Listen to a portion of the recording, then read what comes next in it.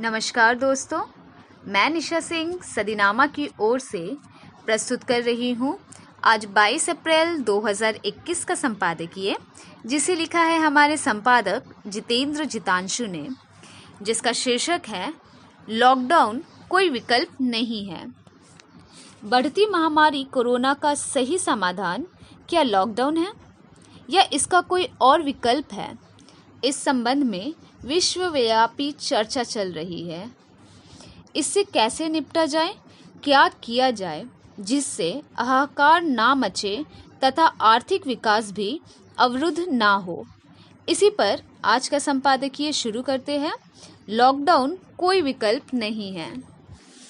जब कोरोना की महामारी ने पहली बार हमला बोला था तो उस समय इसे लेकर अनिश्चितता का माहौल था। केंद्र सरकार ने फौरन ही हालात अपने नियंत्रण में ले लिए थे। वैसे तो स्वास्थ्य राज्य का विषय है, फिर भी इस महामारी से जुड़े फैसले केंद्र ले रहा था। अक्सर बिना राज्यों से सलाह मशविरे लिए ही फैसले लिए जा रहे थे।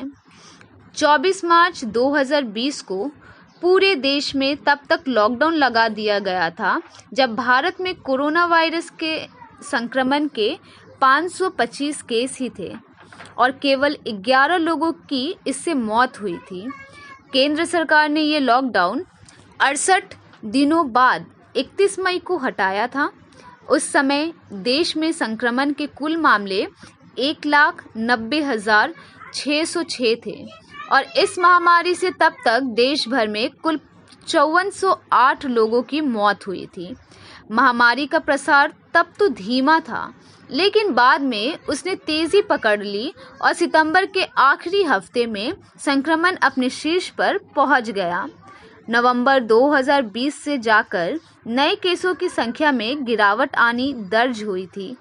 हालांकि अब जबकि सेकेंड वेव की गति बहुत अधिक तेज है, तो भी देश में कोई भी दोबारा लॉकडाउन लगाने की बात नहीं कर रहा है।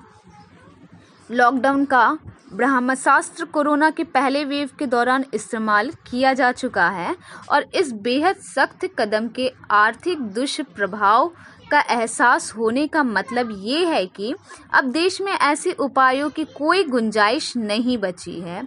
बल्कि सच तो ये है कि आज केंद्र सरकार देश की अर्थव्यवस्था को जल्दी से जल्दी दोबारा पटरी पर लाने को बेकरार है। ऐसे में एकमात्र समाधान ये है कि कोरोना वायरस के टीकाकरण की रफ्तार बढ़ाई जाए। जनवरी में टीकाकरण अभियान की शुरुआत से पहले लक्ष्य ये रखा गया था कि देश में वैक्सीन की ज़रूरतमंद प्राथमिकता वाले करीब 30 करोड़ लोगों, इनमें 1 करोड़ फ्रंटलाइन वर्कर, 35 साल से ज़्यादा आयु और अन्य बीमारियों के शिकार, 14 करोड़ लोग और 13 करोड़ 60 साल से अधिक आयु वाले लोग शामिल थे। अगस्त 2021 इस अवधि को बाद में बढ़ा दिया गया तक कोरोना का टीका लगा दिया जाए।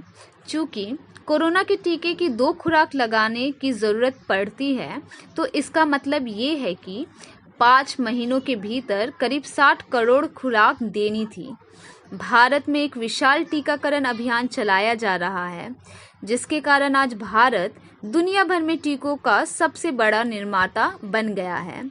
सालाना टीकाकरण अभियान के तहत गर्भवती महिलाओं और नवजात बच्चों को करीब दर्जन भर संक्रामक बीमारियों के टीके लगाए जाते हैं।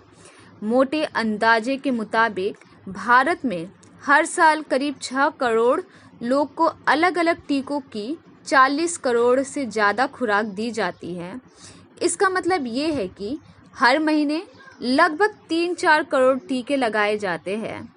इनमें आप कोविड-19 के 10 करोड़ टीके भी जोड़ दें तो टीकाकरण की संख्या कई गुना बढ़ जाती है। कोरोना वायरस की पहली वेव का सबसे अहम सबक ये था कि हमें अपनी सोच बदलने की ज़रूरत है। हर बात पर केंद्रीकृत नियंत्रण रखने की बजाय जिम्मेदारियों का विकेंद्रीकरण होना चाहिए। इस समस्या पर संपूर्ण आधिकारिक दृष्टिकोण अपनाने के लिए केंद्र सरकार को केवल उन बातों पर ध्यान लगाना चाहिए जो वो खुद से कर सकती है। बाकी की जिम्मेदारियां उसे राज्य सरकारों को सौंप देनी चाहिए, जिससे वो जमीनी हालात का बेहतर प्रबंधन कर सके। इसी तरह टीकाकरण अभियान को गति देने के लिए किस तरह लोगों के बीच बात को रखना है, ये काम भी स्थानीय अधिकारियों को सौंप दिया जाना चाहिए। इससे वो स्थानीय आबादी के अनुरूप संवाद की रणनीति, माध्यम और तत्वों का विकास कर सकेंगे, जिससे टीकाकरण अभियान को बढ़ाया जा सकेगा। आमीन। तो दोस्तों, ये था आज का संपादक जितेंद्र जितांशु द्वारा लिखा संपादकीय। कल एक और विषय के साथ हम वापस लौटेंगे। तब तक के लिए नमस्कार।